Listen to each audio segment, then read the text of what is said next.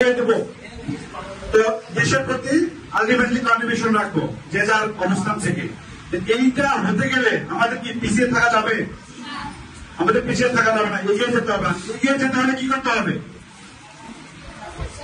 সুস্থ থাকার আগে বা পাশাপাশি কি করতে হবে? ভালো করে পড়াশোনা করতে হবে। নাকি পড়াশোনা করে মেনে হয়ে যাবো?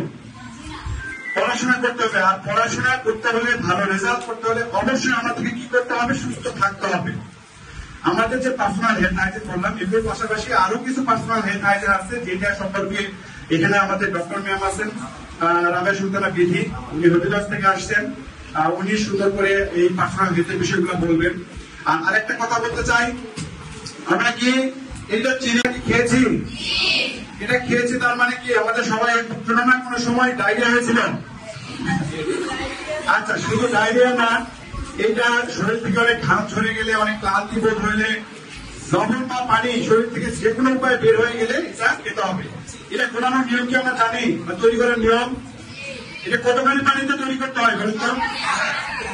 হাফ লিটার বা 500 ml। এখন আরো সুবিধা হয়েছে কি, 500 ml এর বোতল আমরা পাই বাজারে, যেগুলো কোল্ড ড্রিঙ্কস অথবা পানির বোতল।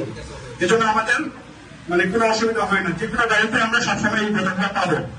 এই এক বোতল এটা আমরা ঘোরাবো। ঘোরানো ছাড়া কতক্ষণ রাখা যায়? কতক্ষণ রাখা যায়? 12 ঘন্টা। আমরা অনেক কিছু জানি, অসংখ্য ধন্যবাদ। আমরা ঘোরানো ছিলেন 12 ঘন্টা রাখবো। এরপর এটা ইয়ে হয়ে যাবে, এটা একদম পয়জন হয়ে যাবে, এটা খাওয়া যাবে না।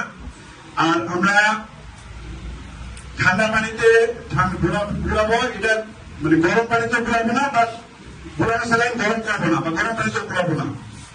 আর এসেন্সিয়াল স্যালাইন আমাদের কি কারণেও খাবো না, কারণে খেলেও আপনার এটা ক্ষতি হবে, ঠিক আছে?